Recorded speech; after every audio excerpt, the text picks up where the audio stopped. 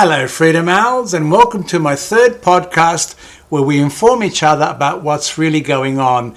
In this segment, I'd like to introduce to you something I call the line of sight, because it's about issues we can clearly see with our own eyes, but we're encouraged to ignore them. People are so sick of what's going on, which is why they are now switching off. A lot of people are switching off, but at the same time, they're wanting to do something to change things. It is refreshing to see 8 million people and more in over 3,000 different locations throughout the USA alone last weekend participate in the No Kings peaceful demonstrations. Let me tell you, there were millions more around the whole globe. I have decided to add another adjective to the English language. The word is trump, and this is how we use it. You can freely use it to stress a point. For example, in traffic, trump you! Or, I'm not doing that, trump that. Or here's a good classic, trump that, man, it's a real cluster trump. So from now on, that's going to be our new adjective to describe things which may not be as good. From here on, I'll refer to you-know-who as you-know-who. Switching off is what you-know-who wants you to do, because he is comfortably dismantling America a little piece at a time, and that of course creates a lot of emotions within all of us. He's recently expressed his displeasure with many nations for not rushing to his side and, bomb Iran, kill more people, kill more children, destroy more schools and hospitals, whatever it is that he's doing at the moment to keep himself busy and distracted. He even had a good shot at Australia last week, 3 different times, where he said that he was very surprised Australia didn't rush to his aid. Why would we? When the bully goes into the schoolyard and punches somebody in the nose, he doesn't look around and say, "Who's here to help me? Let's all get in there and kick him to death." No, you're the bully. You started it. This is on you. You've made your bed. Lie in it. I think the USA and Israel are doing just a fine job in reducing the nation's civilian population with their highly un-Christian-like shock and awe tactics. And where are those few stupid little nations who joined you-know-who's Board of Peace? The entry fee alone was $1 billion US, an exclusive club meant to replace the well-established United Nations. Why aren't they sending in their little fishing boats to help him in the Strait of Hormuz? Now he's saying he doesn't need anybody because America's got too much oil anyway. If that is true what you're saying, you-know-who, why is the price of gas in the US going over $3 a gallon? It's the worst it's been in at least 4 or 5 years. Where's all that oil you're talking about? The United Nations, which was established in 1945, its mandate is to promote international cooperation, to serve as a center for harmonizing the actions of the states in achieving peaceful goals, not bombing goals, killing goals, murdering, genocidal goals. So the line of sight this time, in this week, is, do you know which are the 3 top countries that officially have the largest reserve of oil in the whole world? Which are the 3 top countries? Venezuela, number 1. Saudi Arabia, number 2. Guess who's number 3? Iran. Iran, not Iran. Iran. Innocent people are being killed on a daily basis. 15,000 bombing missions at least have been carried out in the last month alone on Iran, its people, its territories. But we live in a free world where you're allowed to even change your sex if you want to, where you're allowed to marry who you want to, where you're allowed to believe what you want to. Who are you to tell that country how to live? What is it really about at the end of the day? That's what I'd like to know. The distraction with this war on Iran is real. Washington DT and Tel Aviv started it. In just the first few days, they killed hundreds of innocent civilians. That's anything to be proud of, to be honest. Schoolyard bullies is what they are. President Obama had, during his term, achieved an accord with Iran and they signed it. It was a treaty to never develop nuclear weapons. You know who tore it up in his first term, and he's the boy who cried wolf now, instilling fear in the world. It's used as an excuse to send in the US military to continuously bomb Iran 24/7. And I'm going to share something with you which is very important for this, what we're trying to explain. You know what FEAR really stands for? It's an acronym, F.E.A.R.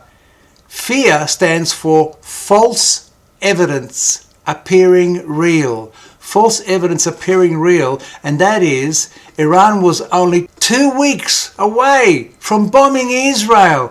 2 weeks away from having the bomb. Didn't they say that last year? I mean, didn't it get bombed and they destroyed? They were successful.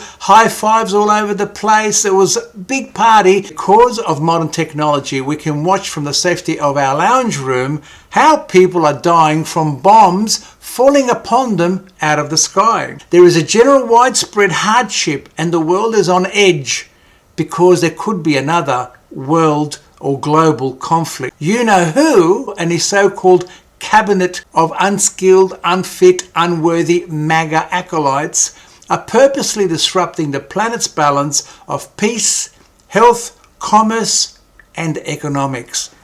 This is why your prices are going up. Prices of eggs, prices of gas, prices of this, prices of that. Regardless what you were told by Roy Cohn and Jeffrey Epstein, you are not king and you are not the leader of the free world. You're not. You lost that title some months ago, and it'll be hard to get that back for any future presidents. I'll tell you now. As for the attack on the girls' school in Iran, from the air, of course, brave warriors.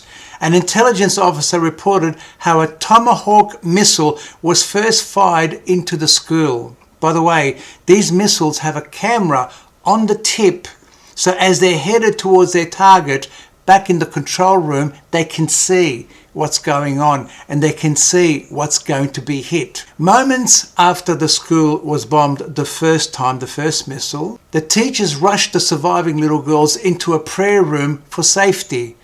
A second missile, what the braves call a double tap. A second missile murdered all of them. None survived. Wait, there's more. An hour later, the parents are rushing to the school. They got the call that something's happened and they're searching for their dead daughters. A third missile landed on the parents to wipe those people who were searching through the rubble out. Brave? I don't know.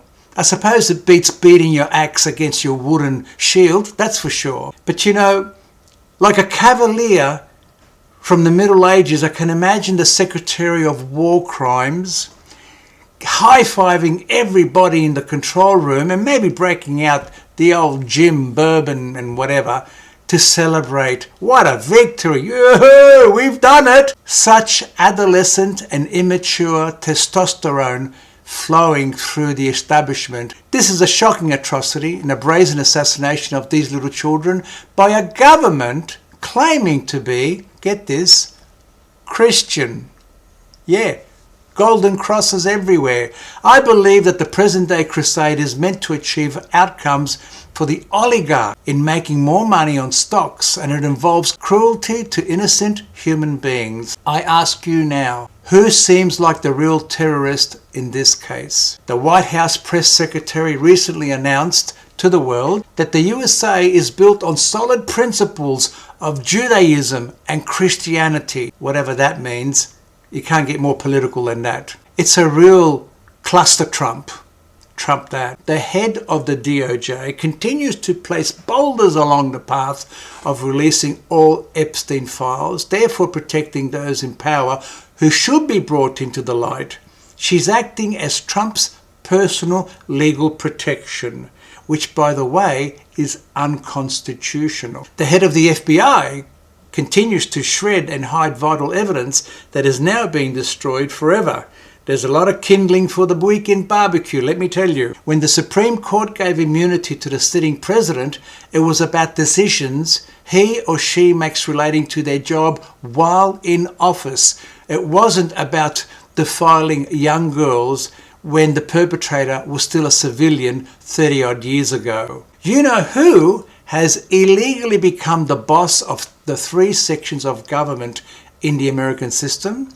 The checks and balances were thrown out the window in the first month, allowing for the new king to rule. This is why he's now behaving like an untouchable tyrant, disrupting his own society and attacking those abroad. Trump that. And I still cannot get out of my head the vision of Ivanka Trump on stage congratulating her dad when he won the first time in 2016. I saw it with my own eyes. As she kissed her dad on either cheek, he had his right hand cradling her left breast, and it was there for at least 2 minutes, just holding her breast. The Speaker of the House, Mike Johnson, has a lot to answer for. Whenever things get tough for you-know-who, with what's going on, the Speaker of the House shuts down Congress so everyone can go home and nothing gets done. Also impeding or derailing any investigation done by committee. His behaviour is that of one who wants to please his tribal leader. There are hard-working government workers still not getting paid. That's been going on for well over a month, 6 weeks or something. With over 200 countries on our planet, the USA represents around 4% of it. That leaves 96% of the rest of our planet, which is not the USA.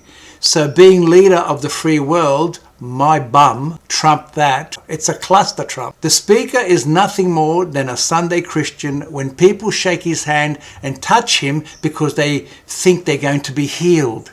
He is as useless as the letter G in the word lasagna. There is no guarantee that the midterm elections will happen, as you-know-who still has time to pull a rabbit out of his red MAGA hat. And remember what F.E.A.R stands for. False evidence appearing real. Look at all the things that have happened to him in just the last 2 years. There's a lot of false evidence going on there. After Butler, he kept telling the media that he was shot in the head to save America. Well, I can't see any holes in his head, can you? Another thing creeping into sight is that so many people in the USA are suddenly coming out calling themselves WASPs, W-A-S-P.